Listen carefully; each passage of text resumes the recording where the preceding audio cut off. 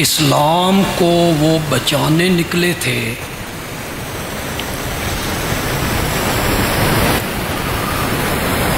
وقت کا حکمران بے دین ہو گیا تھا،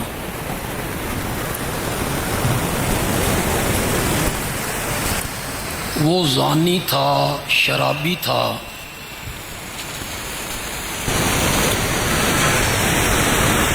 اس نے شریعت کے احکام بدل دیے، دین کے احکام تبدیل ہونے لگے، شریعت کی کشتی ڈوبنے لگی، اسلام مٹنے لگا،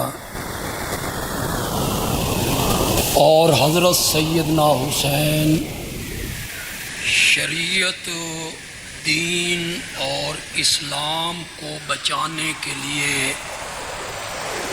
مکے سے کوفے کی جانب نکلے۔ میری بات آپ کو سمجھ آ رہی؟ یہ پہلا نظریہ عام طور پر یہی معروف ہے، لوگوں کے ذہنوں میں یہی راسخ ہے کہ آپ جنگ کرنے کے لیے گئے تھے، جہاد کی غرض سے گئے تھے، اسلام بچانے کے لیے گئے تھے، دین مٹ رہا تھا، اسے وہ بچانا چاہتے تھے۔ یہ سفر اس لیے انہوں نے کیا ہے۔ یہ ایک نظریہ ہے، آپ میری طرف توجہ کریں گے، کسی طرف نہیں دیکھیں گے۔ سمجھ آئی میری بات آپ کو؟ دوسرا نظریہ یہ ہے جو ہم پیش کرتے ہیں،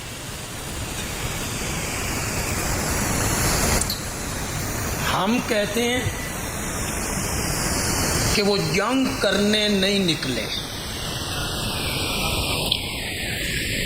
اس کی دلیل یہ ہے کہ بندہ جب جنگ کے ارادے سے نکلتا ہے تو عورتوں اور بچوں کو ساتھ۔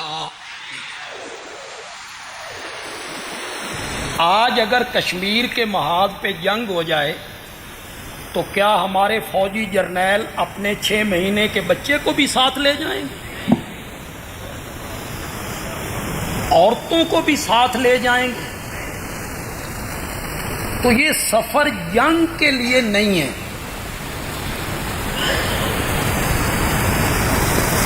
اس سفر کے باعث بنے تھے وہ 18,000 خطوط جو کوفے کے مشہور لوگوں نے حضرت حسین رضی اللہ تعالی عنہ کے نام لکھے۔ میں جو بات کہوں گا یہ کوئی بات بغیر دلیل کے نہیں ہو۔ میں یہیں رہتا ہوں، ہر جمعے پہ یہاں ملتا ہوں، فریقین کی کتابیں اٹھائیں، اس میں اگر یہ بات موجود نہ ہو تو جو سزا دیں۔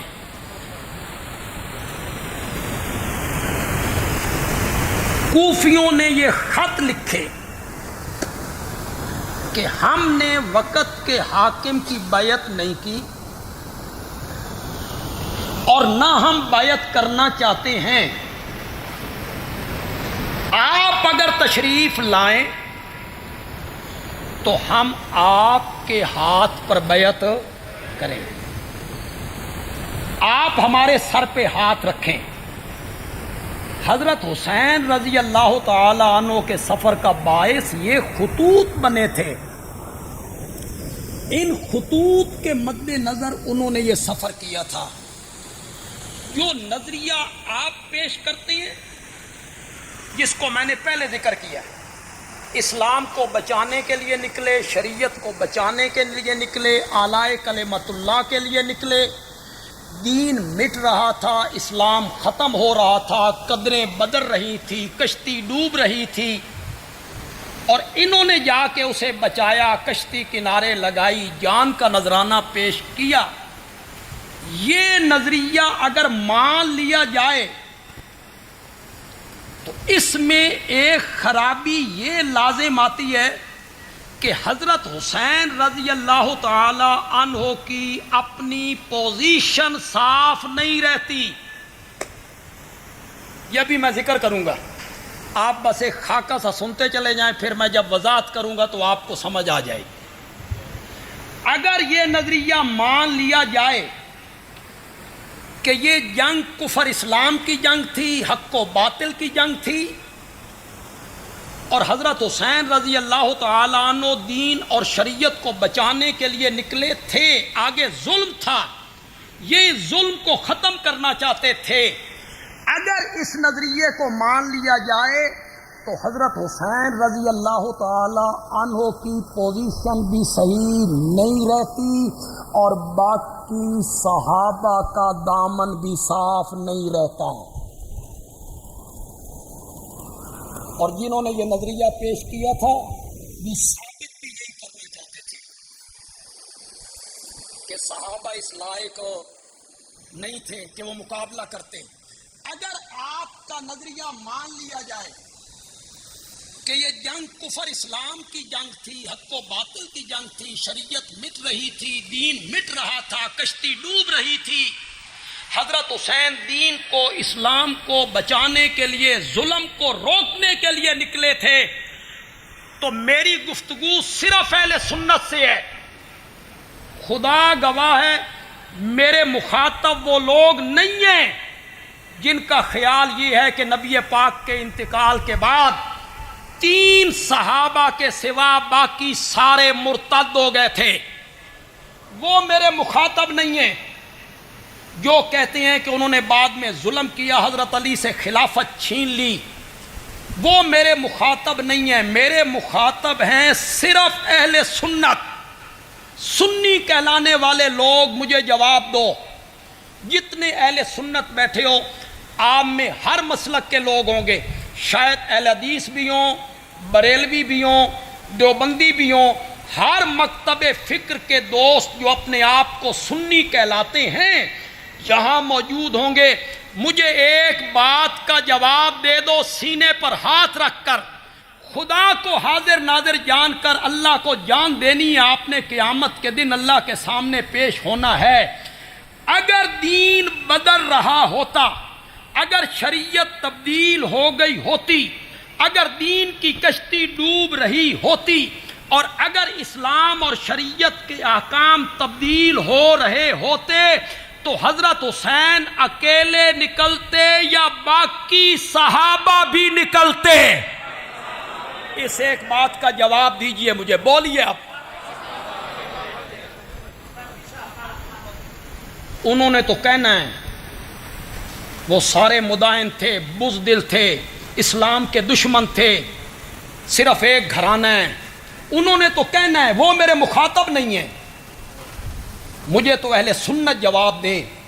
اگر دین کی قدریں بدل گئی ہوتی، ظلم عام ہو گیا ہوتا، بہنوں اور بیٹیوں سے نکاح تک وقت کے حکمران نے حلال قرار دے دیا ہوتا، یہ سب کچھ ہوتا، تو باقی صحابہ نکلتے یا نہ نکلتے؟ اگر میں تمہارا نظریہ تسلیم کر لوں، صحابہ دے پلے کچھ نہیں بچتا کہ ان کے نظریے کی جیت ہو گئی، پھر ان کا نظریہ صحیح ہو گیا کہ صحابہ تھے ہی ایسے. اب آپ کہیں گے اس وقت کون کون سے صحابہ موجود تھے؟ معمولی صحابہ موجود نہیں تھے، میرے نبی کے چچا کے بیٹے،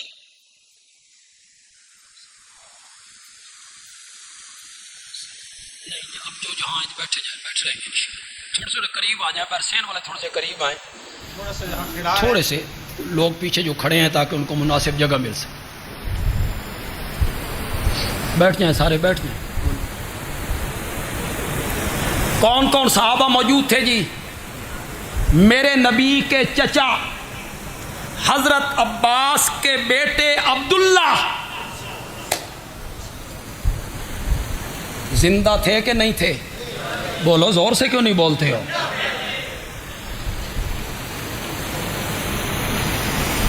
جس عبداللہ ابن عباس کے لیے میرے نبی نے تہجد میں دعائیں مانگی تھیں، یہ فضائل تمہیں یاد نہیں رہتے؟ کوئی نہیں بتاتا؟ ان کی خالہ حضرت میمونہ میرے نبی کی زوجہ محترمہ ہیں، ام المومنین ہیں، ان کی خالہ ہیں، یہ کہتے ہیں جو رات نبی پاک کی میری خالہ کے گھر ہوتی تھی نا، وہ رات اکثر میں بھی اسی گھر میں گزارا کرتا تھا۔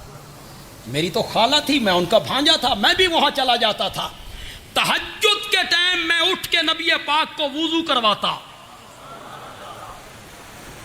پوچھا عبداللہ کہ ہاں، تہجد کے ٹائم میرے نبی نے دعا مانگی، میرے مولا میرے چاچے دے پتر نو قرآن دا علم عطا فرما۔ وہ حضرت عبداللہ موجود تھے کہ کوئی نہ؟ بولو بولو۔